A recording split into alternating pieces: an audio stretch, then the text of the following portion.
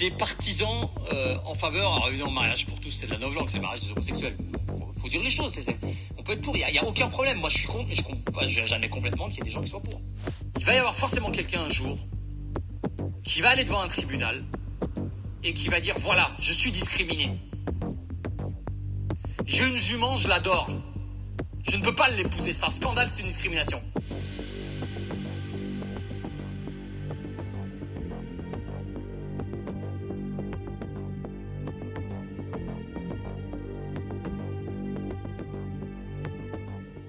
Quel est le fondement?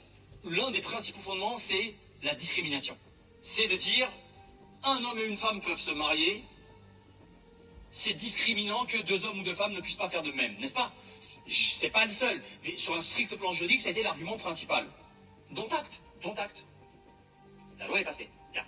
Maintenant, et c'est vraiment, c'est pas pour, c'est pas de la polémique pour la polémique, ça va prendre un tour polémique ce que je vais dire, mais c'est pour montrer, à l'arrière, c'est moins le cas d'espèce du mariage homosexuel que les fondements profonds de ce changement paradigmatique qui est qu'à un moment l'homme a pris la place, a écarté la religion. Vous allez voir où je vais en venir. Le fondement est donc la discrimination, on est bien d'accord, qui est devenu d'ailleurs un fondement pour tout et n'importe quoi aujourd'hui. Aujourd'hui, on voit de la discrimination partout. Demain, après-demain, dans 10 ans, 20 ans, 30 ans, il va y avoir quelqu'un, c'est obligé. Alors ça viendra probablement des pays nordiques une fois de plus, parce que c'est là-bas qu'elle est morte. J'ai rien contre eux, au contraire, c'est des pays très sympathiques, mais bon. Vous vous rendez compte que c'est les descendants des Vikings. Les Vikings, c'est des sauvages absolus, des types qui brûlaient, pillaient tout. Elles se sont calmées depuis, mais bon, c'est peut-être pas plus mal d'ailleurs, mais bon.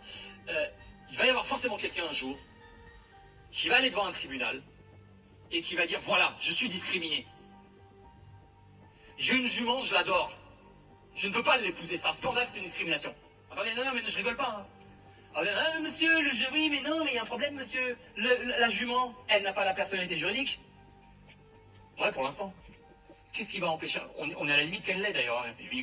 Qu'est-ce qui empêchera que demain ou après-demain, et ça va venir, c'est obligé, que pour des tas de raisons, certains animaux, alors je dis pas forcément le scorpion ou le moustique, là, faut pas déconner, mais certains animaux, les chiens, les chats, les juments, n'aient pas aussi la personnalité juridique. Ça va venir, c'est obligé. Et puis on en arrive à des folies. C'était la semaine dernière, ou il y a 15 jours, où la Cour de cassation, là, a rendu un arrêt où elle a mis un petit frein. C'est du provisoire, ça. C'était quelqu'un qui, de mémoire, était une femme, ou était un, je sais plus, elle était un homme, non, j'arrivais plus. Non, j'ai oublié s'il était d'abord un homme et il est devenu une femme, mais bon, bref. Entre le moment où, si c'était un homme qui a engrossé sa femme, voilà, c'était ça, c'est un homme qui a engrossé sa femme, enfin, qui a eu un enfant avec sa femme, et entre-temps, il a changé de sexe. Et donc, il a voulu se faire reconnaître comme, enfin, bref, un truc complètement délire, j'ai oublié l'espèce, tellement elle m'a laissé perplexe.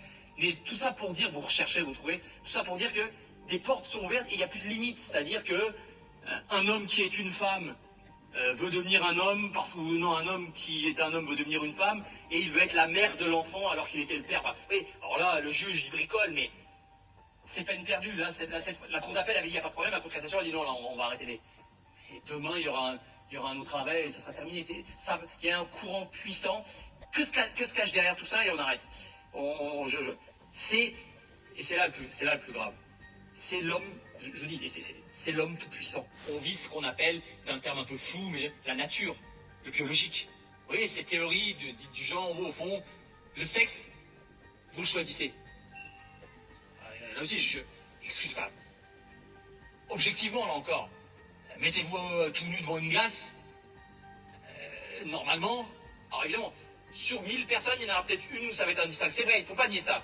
Sur 10 000 personnes, il y en aura peut-être c'est des personnes où ça va être flou, parce que la nature, voilà, il arrive.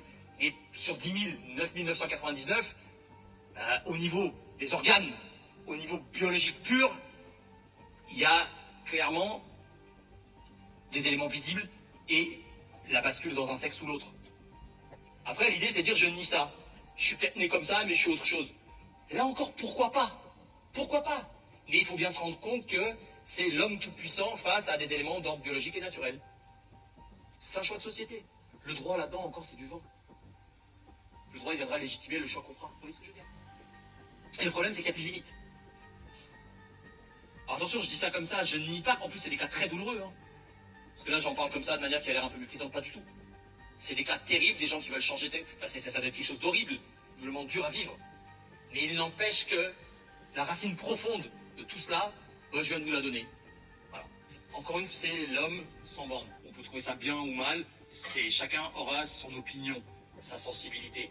Mais la seule chose, c'est que c'est bien gentil d'avoir des opinions, mais si vous voulez en discuter, il faut des éléments tangibles et solides pour en discuter. Si ah ouais, non, c'est pas bien, c'est bien, ouais, bon, ah oui, c'est un peu court.